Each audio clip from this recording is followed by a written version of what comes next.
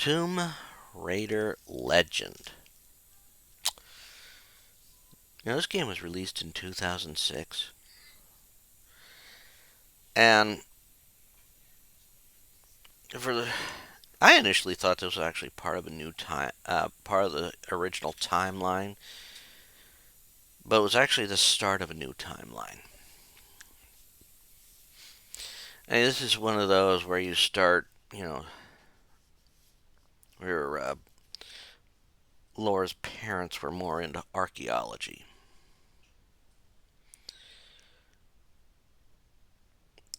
So you also get that Laura's parents in this timeline when she is older, the main time you play as Laura, that her parents are dead.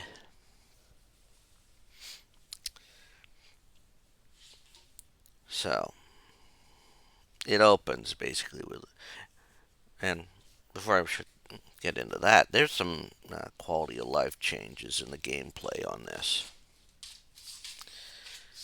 with new tools like a grapple,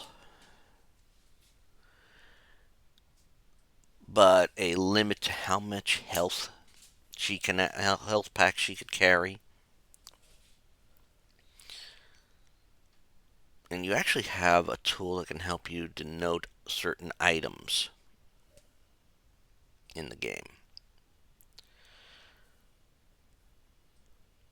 But it basically opens with Laura in Bolivia seeking a stone dais. And we also get a flashback showing a very similar dais and an event that appeared to take Laura's mother's life.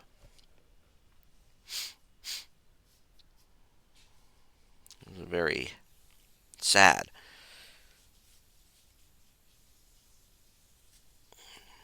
Now, as she's going through Bolivia, she comes across mercenaries.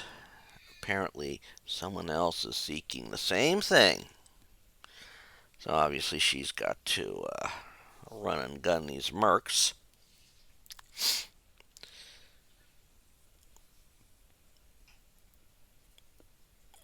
Which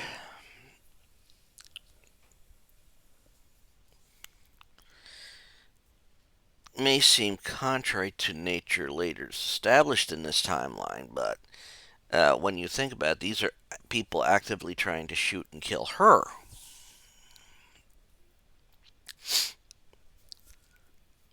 And their numbers are too many to, quote, try and reason with.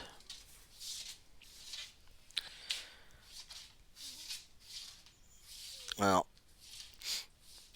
as she gets through the temple and its traps and puzzles,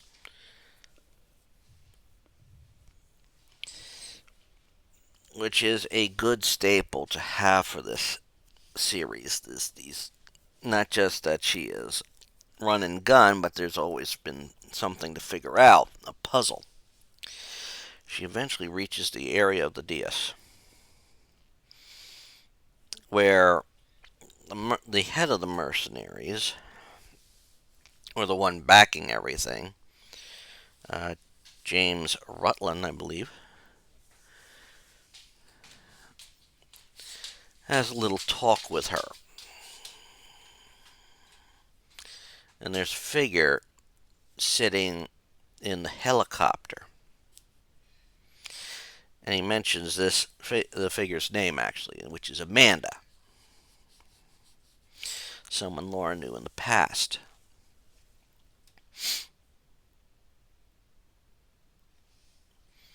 Of course, then after, leaving the Mercs to, since Laura's apparently going to get in the way, to make sure she doesn't get in the way, she fights them off. And we head off to Peru, or another friend is.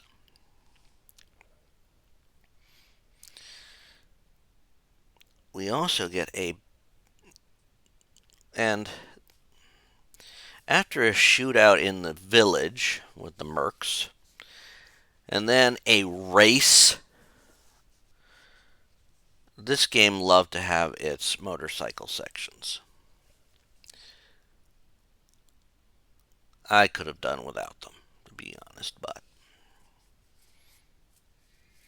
of course, when I first started playing the game, I was also using more keyboard than it was controller. I picked up controller later on. Anyhow,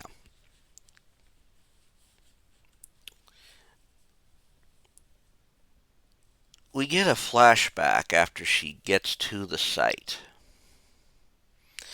because she wanted to double check and find out what was going on.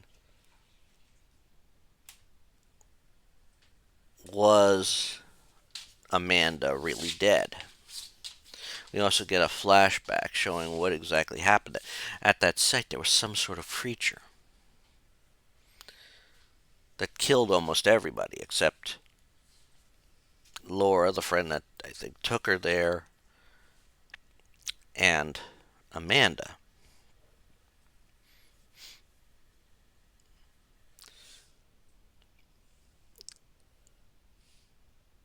I mean, when Laura gets there, she confirms that Amanda is still very much alive, that she escaped.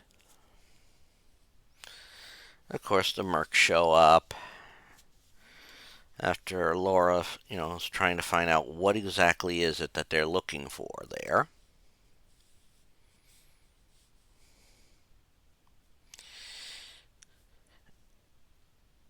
And it is basically figured out that she is after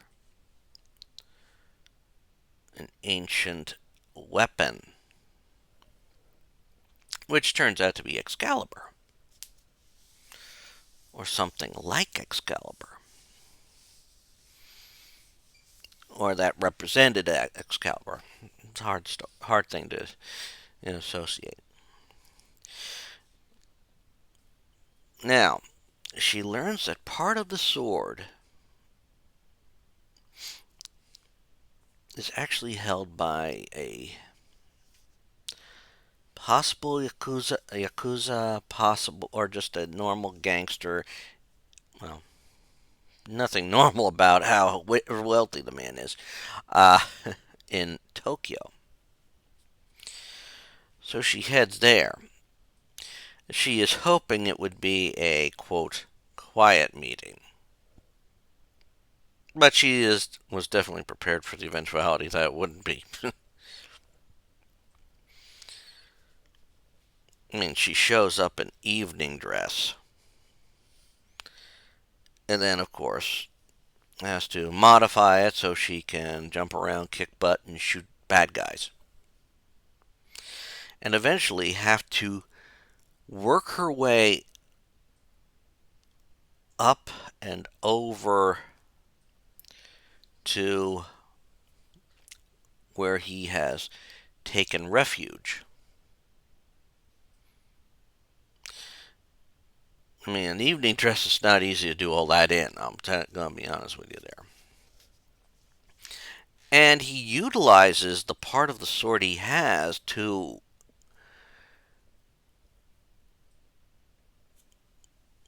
an exceptional skill, to at least, but she still manages to kick his ass.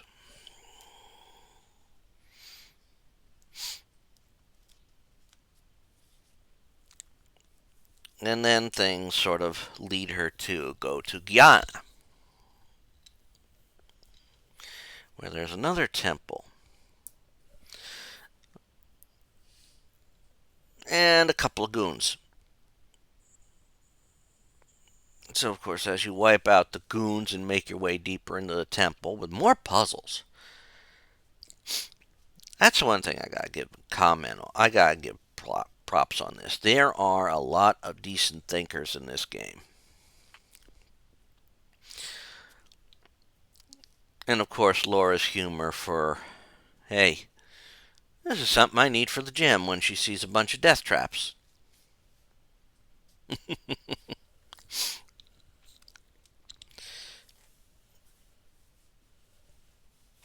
So eventually, Laura gets everything together. I mean, gets to the central chamber where James Rutland is. And he too is as apparently some sort of artifact that he is using to be a bit of a pain. And you have to figure things out. He's using certain areas as recharge, so you gotta basically stop that. And eventually, once you defeat him, he, you know, runs off, licks his wounds.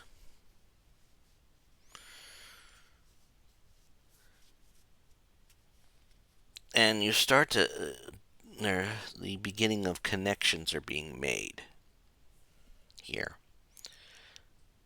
that Laura has to, put together. What is the big thing here? Why all these items?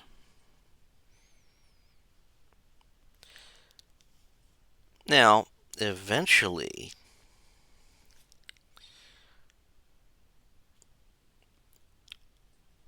we go off and find out that something was found in Russia during the time of the Soviet Union. So she's off to Kazakhstan, to an old Soviet base. And the Russian soldiers there are being besieged by the mercenaries, which Laura first has to, fend off the mercenaries before getting information on how to, you know, and getting a little bit of help from the soldiers there who don't necessarily want to help, talk in Russian. And of course, she responds in Russian when asking for a certain code. And, one of those things you do, that can be done. To officials who don't want to sully their hands. Basically say, yeah, I'm not getting in trouble for this. Let that ignorant bastard from out, our country, take the heat. Talking in their own language, and then of course they spout out, statements saying, hey, I basically admitting they understood every word that was said. So she has to chase a train to get to an old Soviet lab where Amanda is trying to get this another item. So all this time, they're finding other items that are weapons like Excalibur. No, not exactly Excalibur, but similar. And so Laura, follows her there, has to activate, bring or restore power to several things.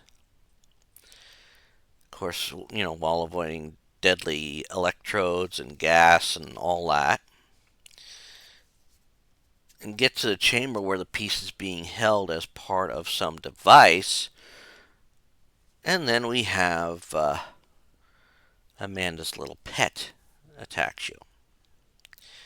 This creature cannot be defeated using any conventional means. So you're literally fighting this thing off, trying to get at the item you need to get, which is a puzzle in and of itself, before it gets into a position where it can be released and you can claim it, thus ending the fight. Because then the creature won't go after you. It'll just retreat. And Amanda will be pissed.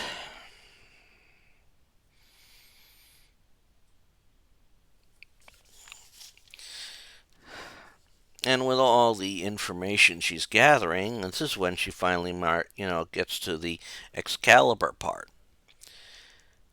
and find a location for the apparent tomb of King Arthur, which is under a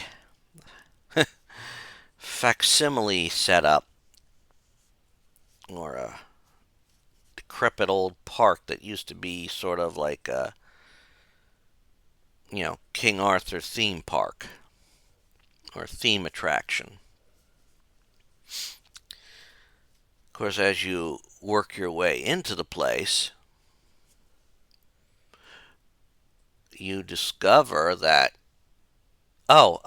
actually, this is actually on top of a tomb for King Arthur, which is, of course, before that tomb is actually a fake tomb to deter looters.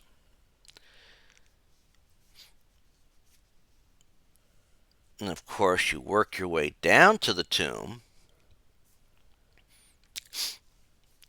where you will find the sword. Of course, once you manage to get in and claim the sword, then you have to fight off a big snake that's in the water.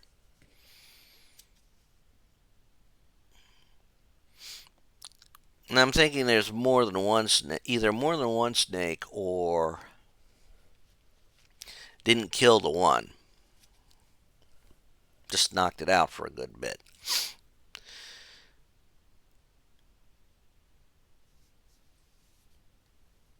But once you get in the tomb, figure out how to, free the sword, and then defeat this snake, and you have to run through a section, and the snake, either the snake wakes up and follows you, or another snake follows you. Of course, once you get past it and bar the gate, seems to study you with a little bit more intelligence, one might think, that would go with a snake. Of course, there's also big ass thing. I mean,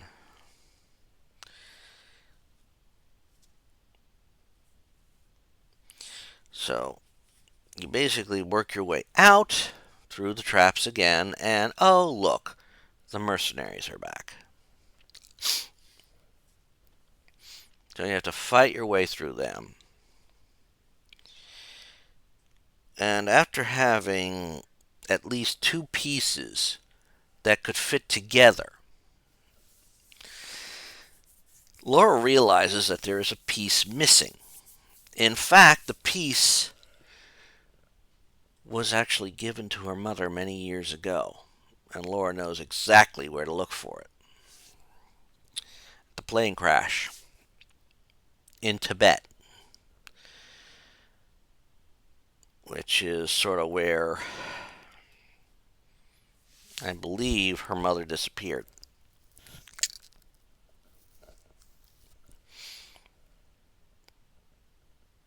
And Laura managed to survive. So, head off to Tibet, get to the wreckage of the plane, and find the piece there. She then checks something out at that location, getting information she will need later.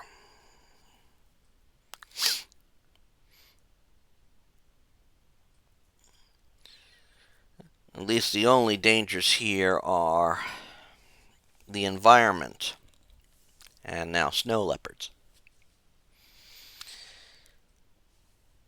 But once she gets over and through the puzzles to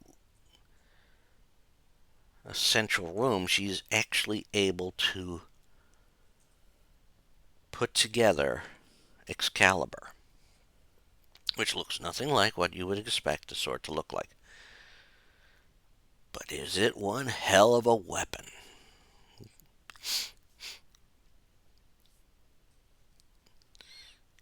Of course, she has to escape the temple area that is now collapsing because of the energy, I guess, unleashed. And once she gets through that, she goes back to Bolivia where this all began.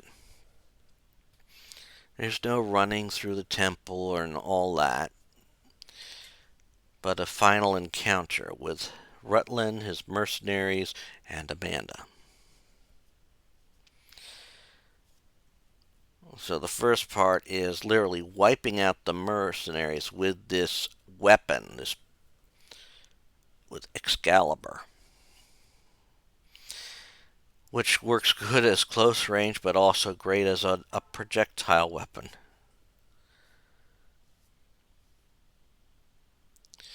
And after wiping out all the mercs in that, Amanda lets loose with the full power of her pet, actually becoming a bit one with it. So you have to, quote, knock this thing down. You gotta keep moving because this thing is nasty. But once you wipe it out, you have to hit her with it while she's on the ground.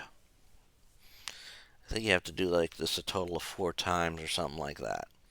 Because each time you hit her once when she's on the ground, sort of the creature comes back but with less health and more ferocity. Eventually, once Amanda is defeated, you put the sword in Dios, figuring out how it works.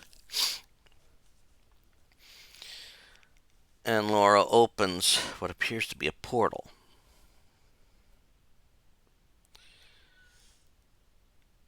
And what she hears makes her pause. She is hearing her mother. And the racket of the device, you are now witnessing the other half of what happened to Laura's mother. The portal somehow opened up, the portal that it was opened somehow could allow her to communicate through time.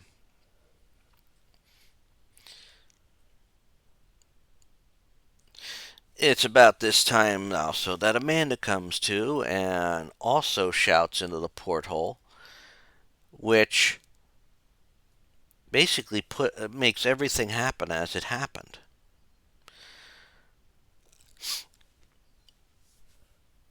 Now this Laura is very upset because now not only has she lost her mother, but she has also lost the chance to correct it.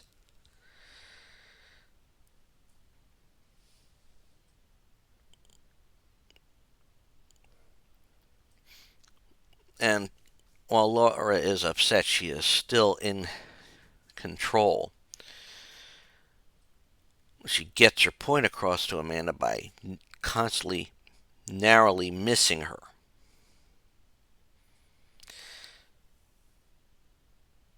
And we find out that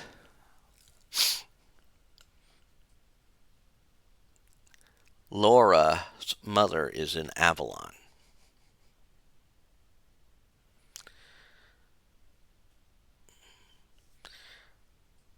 So after getting that information and pistol whipping Amanda,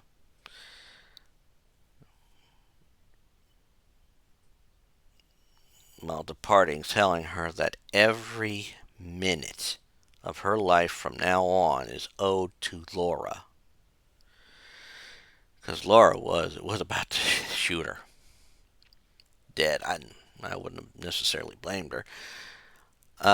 She heads off, pissed, but now to look into her father's old investigations.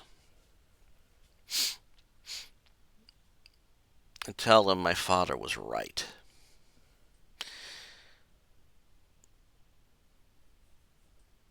And this ends Legend, the first part of this new timeline.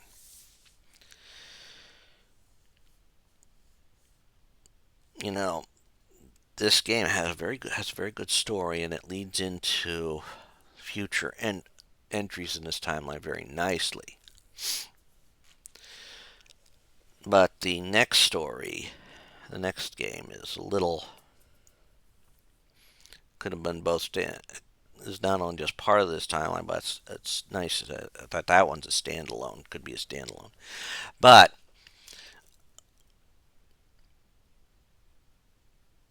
this was a nice entry using, but not totally perfecting the control. The setup for the time. That's not to say that it's not enjoyable. I enjoy it very a lot, especially. I mean, my only downfall was those automatic scrolling sections that involved, the cycling by the motorcycle. But it was a nice game, a very good game. It sets up a new timeline in a nice way, changing how things play out, so to speak.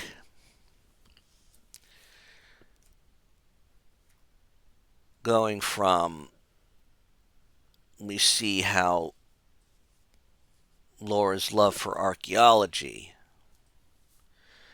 you know, started from her early age, and her parents were more accepting of it. And it sets up for a beautiful, bigger story. But that's all I'm going to say about Tomb Raider Legend for this time round. Hope you all enjoyed and check out all the videos I have going up. And you all take care.